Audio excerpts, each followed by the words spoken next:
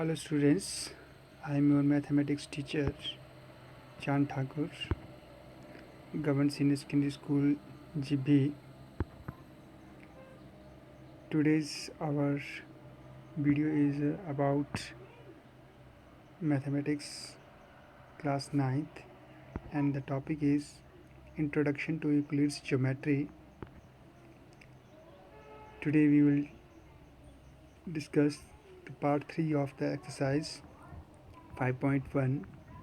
In previous two parts we have discussed about the Euclid's geometry and about the elements of the Euclid's, some definitions, some postulates and axioms were given by the Euclid. Now we will discuss the exercise 5.1, the remaining questions of the exercise. Second question is, give a definition for each of the following terms. Are there other terms that need to define first? What are they and how might you define them? So first definition is for parallel lines, second for perpendicular lines, third is line segment, fourth is radius of a circle, fifth is square. Now we will define each term one by one. So in first part we will define parallel lines. Two straight lines which have no point in common are said to be parallel to each other. Mean it to say, let these are two lines, okay, these will be considered as parallel if there is no intersecting point, means there is no common point for two lines, okay. That means if there are two lines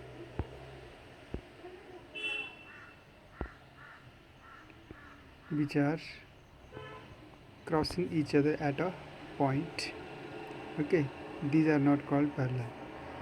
But when we have two lines like this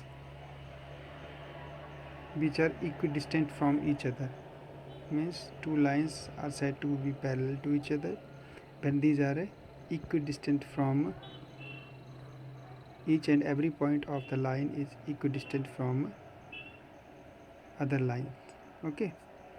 कि जो इनके बीच में अगर जो distance perpendicular distance होगा, अगर वो हर point पे सेम रहेगा, we can say that these are parallel lines. That may be the another definition, but here we are defining it as there is no common point, okay, as in other way.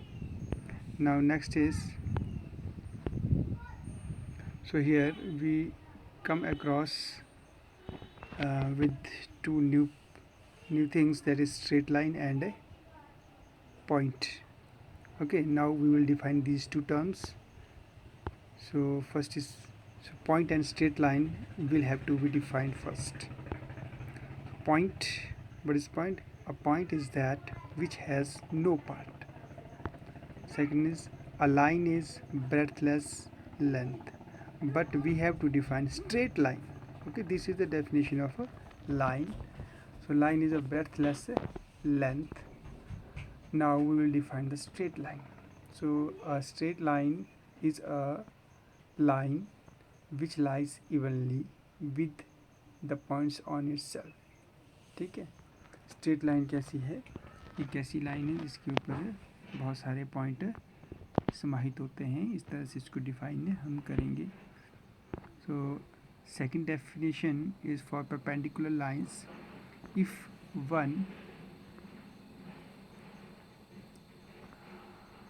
one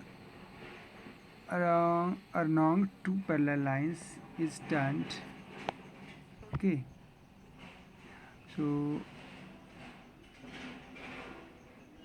one among two line parallel lines. Okay, one among है, ये M है, along नहीं है, ये M है, ठीक है। One among two parallel lines is turned by the two lines become perpendicular to each other. देखिए सबसे पहले तो क्या बात है, हमने इसी बात कर रहे हैं जो पहले जो हमने दो पैरेलल लाइन हमने कंसीडर की थी, पहले जो हमने दो लाइनें कंसीडर की थी जो पैरेलल थी एक दूसरे की। अब क्या इन दो में से एक को हम रोटेट करेंगे, तो रोटेट करने के बाद मान लीजिए हमने ये लाइन उसको हम रोटेट कर दिया, ठीक है। कितना टर्न कर दिया, इतना टर्न किया कि ये इसके परपेंडिकुलर हो जाए, ठीक है। 90 डिग्री है ना, ये 900 नहीं है, ये क्या है 90, ये क्या है 90 डिग्री। तो ये कह रहा है कि जो दो पैरेलल लाइन हमारे पास पहले थी, जब हम किसी एक लाइन को 90 डिग्री से टर्न कर देंगे, जैसे ये लाइन है इसको हमने 90 डिग्री में से इसको टर्न करना है, तो इस तरह से ये एक दूसरे को क्रॉस करेंगे, तो ये बन जाएंगे हमारे पास परपेंडिकुलर लाइन, ठीक है। So here one among the two lines, one among the two parallel lines is turned by the two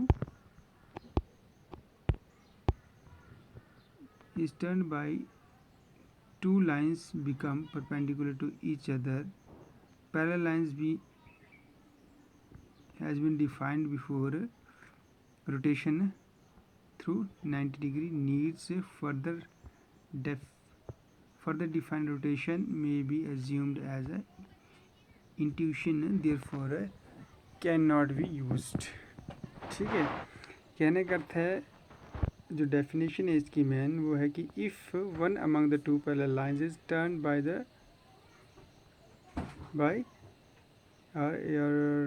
turned through 90 degree, then now here rotation जो आ रही है यहाँ पे, जो ये रोटेशन आ रही है यहाँ पे कि टर्न और रोटेशन जो वर्ड आ रहा है, तो वो रोटेशन जो नया वर्ड आया है उसको हम क्या मान लेते हैं, it is assumed as a intuition, okay, therefore can not be use defined.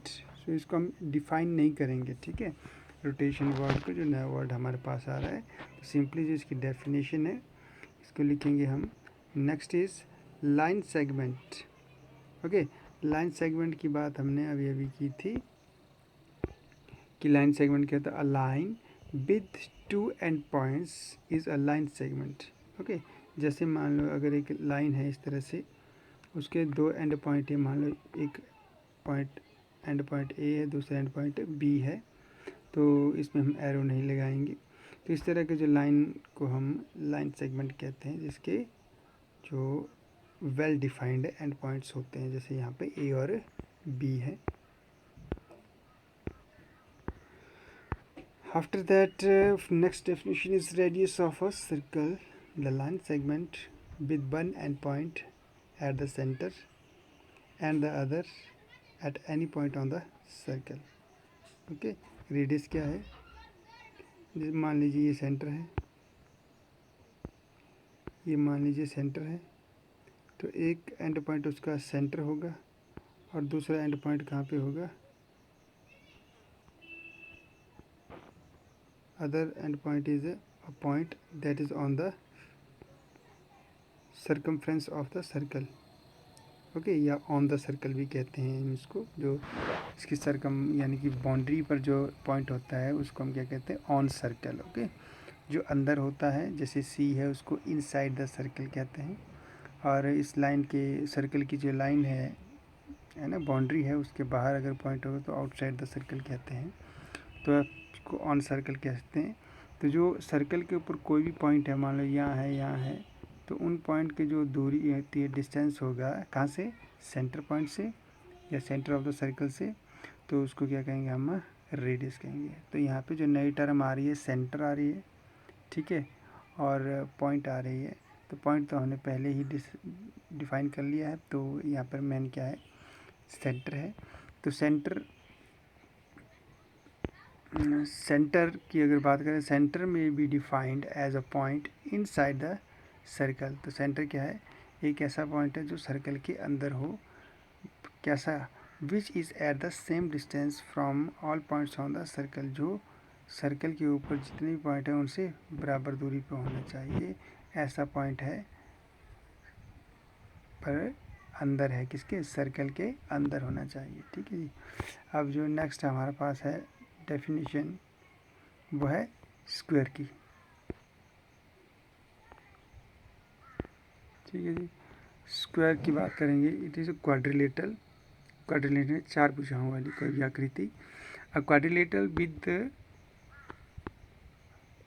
All sides equal and all angles right angles. इसमें क्या है? एक ऐसा चतुर्भुज यानी कि 4 भुजाओं वाली आकृति जिसमें सभी भुजाएं, साइड्स क्या होनी चाहिए? बराबर होनी चाहिए, इक्वल होनी चाहिए। और ऑल एंगल्स, और जितने भी एंगल हैं 4 के 4, वो कैसे होने चाहिए? राइट एंगल होने चाहिए। उसको हम स्क्वायर कहते हैं। तो यहाँ पर एक क्या रही है? डेफिनेशन आ रही है एंगल की। ठीक है। और एक क्वाड्रिलेटरल की। तो क्वाड्रिलेटरल की बात कर रहे हैं कि जो quadrilateral is a figure with 4 sides. 4 भुजाओं वाली कोई भी आकृति होगी उसको हम कहते हैं क्वाड्रिलेटरल। ओके। उसके बाद आ रहा है figure, side and angles may be assumed non. तो बाकी की जो हम यहाँ पे वर्ड यूज़ कर रहे हैं उनको हम नॉन मान के चलते हैं, उनको डिफाइन करने की ज़रूरत नहीं है। ठीक है। नेक्स्ट है question number 3। Consider 2 postulates given below. First is, given any 2 distinct points A and B, there exists a third point C which is between A and B. तो कहने का मतलब ये है कि 2 पॉइंट यहाँ पे मान लो A और B है, तो उनके बीच में एक और तीसरा बिंदु हो सकता है, C होने की संभावना है ना। तो कोई पॉइंट हो सकता है, तीसरा पॉइंट ये 2 ही है, संभव है। दूसरा पॉइंट अगर हम देखें, दूसरी जो पोस्टुलेट दे रखा है, second postulate, there exist at least 3 points that are not on the same line. Okay. अब बोलिए कि एटलीस्ट 3 पॉइंट्स होंगे, ठीक है, जो अगर हमें बात करने की वो एक सेम लाइन में ना हो। ठीक है। अब अगर आपको याद होगा कि अगर आपके पास 2 बिंदु दिए हुए हैं ए और बी, ठीक है, ये मान लो ए बिंदु है, ये बी बिंदु है। 2 बिंदु आप कहीं भी ले लो स्पेस में या पेज पे, तो अगर आप उनको मिलाएंगे तो वो सीधी रेखा का निर्माण करते हैं, यानी कि वो एक लाइन पर स्थित होंगे हमेशा 2 बिंदु। ठीक है। तो अगर आपको जो तीसरा बिंदु है, मान लीजिए सी है, वो लाइन के ऊपर भी हो सकता है और लाइन यहाँ भी हो सकता है। यानी कि इनका कहने का अर्थ ये है कि भाई अगर हम चाहते हैं कि जो जो बिंदु आपको दे रखे हैं वो एक ही लाइन पर ना हो, यानी कि जैसे यहाँ पर आप देख रहे हैं ये एक लाइन पे नहीं है। ठीक है। सी बिंदु, ए बिंदु और बी बिंदु एक लाइन पर, एक सीधी लाइन में नहीं है। ठीक है। तो सीधी लाइन में नहीं है, यानी कि इनका कहने का अर्थ यही है कि भाई कम से कम जो है हमारे पास 3 बिंदु होने चाहिए जो एक लाइन में नहीं रहेंगे। तो तीसरा बिंदु आपका कहीं भी हो सकता है, यानी कि ये सही कह रहे हैं दूसरी पोस्टुलेट भी। अब ये कह रहे हैं कि do the postulates contain any undefined terms. इसमें कोई अनडिफाइंड टर्म रहती है। आर दीज पोस्टुलेट्स कंसिस्टेंट, क्या ये कंसिस्टेंट हैं? कंसिस्टेंट मीन्स एक दूसरे का विरोध तो नहीं कर रहे हैं, है ना, अविरोधी जिसको बोलते हैं, कि कंट्राडिक्टरी नहीं होने चाहिए। ये क्या होना चाहिए? कंसिस्टेंट होने चाहिए, एक दूसरे को सपोर्ट करने वाले, है ना। Do they follow from Euclid's postulates, explain, क्या ये यूक्लिड पोस्टुलेट से निकाले गए हैं या नहीं, है ना, एक्सप्लेन करना है। आगे चलते हैं, सोल्यूशन इसका। पहली तो yes, there are many undefined words, they are relevant because different conditions are studied in them, that is कौन कौन सी कंडीशन स्टडी कर रहे हैं. What are these? First is, if 2 points A and B are given, then there is a point C between them. जैसा हमने पीछे discuss किया था डायग्राम में, तो कि भाई 2 पॉइंट के बीच में एक तीसरा पॉइंट C हो सकता है. Second point is, if 2 points A and B are given, then you can take a point C which is not located on the line going through A and B. Okay, यानी कि जैसे हमने पिछले slide में discuss किया था इस point को, जैसे A और B एक 2 पॉइंट है मान लो, और इन दोनों को मिलाने वाली लाइन है ये, तो यहाँ पे हम तीसरा बिंदु C हम ले सकते हैं. ये एक्सप्लेनेशन के लिए हमने लिया कि यस हम ले सकते हैं एक ऐसा पॉइंट C जो कि इस लाइन के ऊपर ए बी को जोड़ने वाली लाइन के ऊपर ना हो, ऐसा संभव है. उसी को एक्सप्लेनेशन के लिए सपोर्ट किया गया है ये. और यहाँ पर भी जो है तीसरा बिंदु होगा जो सी के और ए बी और बी के बीच में हो सकता है, जो पहले वाला चित्र हमने बनाया था. ठीक है, तो अब हम चलेंगे आगे कि ये यूक्लिड पोस्टुलेट से लिया गया है या नहीं है. Although these postulates do not follow Euclid's postulates, yet these postulates follow postulate 1.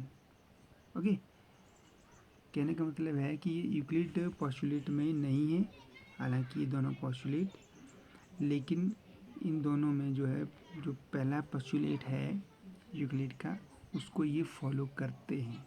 ठीक है, उस पॉइंट्स को फॉलो कर रहे हैं जो पहला पोस्टुलेट हमने पढ़ा था. ये कहने का अर्थ है. यहाँ पे आगे बढ़ते हैं प्रश्न नंबर 4 के तहत. Question number 4, if a point C lies between 2 points A and B such that AC is equal to BC, then prove that AC is equal to half of AB. Explain by drawing the figure. Okay, first is we have given AC is equal to BC. By adding AC on both sides. Okay, first of all let us draw the diagram. So here you have given point C is which lies between 2 points A and B. ठीक है, first of all we take a straight line AB. okay, AB points हमने लिए, उनको join किया, एक line बन गई. अब कह रहे हैं कि इस लाइन पर इन दोनों के बीच में एक पॉइंट C है बीच में. कैसे? इस तरह से कि AC और CB है ना, AC यानी कि AC और CCB है ना, ये दोनों क्या होने चाहिए बराबर, यानी कि B को बीच में होने चाहिए, ये सेंटर पॉइंट होना चाहिए इनका. तो आपको सिद्ध करना है कि जो AC जो है वो AB का हाफ के बराबर है. तो इसको कैसे करेंगे हम, चित्र तो हमने बना दिया. अब हमें दिया AC और BC क्या है, बराबर है, AC BC के बराबर है. By adding AC on both sides. देखो हमने पढ़ा था पोस्टुलेट में इसके यूक्लिड के कि हम क्या कर सकते हैं, अगर दो बराबर क्वांटिटी हमको दे रखी है, जैसे AC और BC बराबर दे रखे हैं, तो इसमें हम इक्वल क्वांटिटी ऐड कर सकते हैं. तो वो क्या कर रहे हैं, हम AC इन दोनों में ऐड कर रहे हैं, यानी कि AC plus AC equal to BC plus AC. This implies AC plus AC means 2AC is equal to BC plus AC. अब देखिए BC में अगर हम AC ऐड करें, BC जमा AC, BC AC, AC और BC दोनों को ऐड करेंगे तो कितना बनेगा, AB के बराबर ये दूरी आ जाएगी. तो यानी कि ये आ गया इक्वल टू AB. तो फ्रॉम हियर है ना, यही कह रहा है कि भी ब्रैकेट में कि जो BC प्लस AC है दैट कोइंसाइड्स विद AB है ना, इसके बराबर ही ये कहने का मतलब डायग्राम से हमने पता किया है ना. This implies AC is equal to half of AB. So that is our last result. Thank you.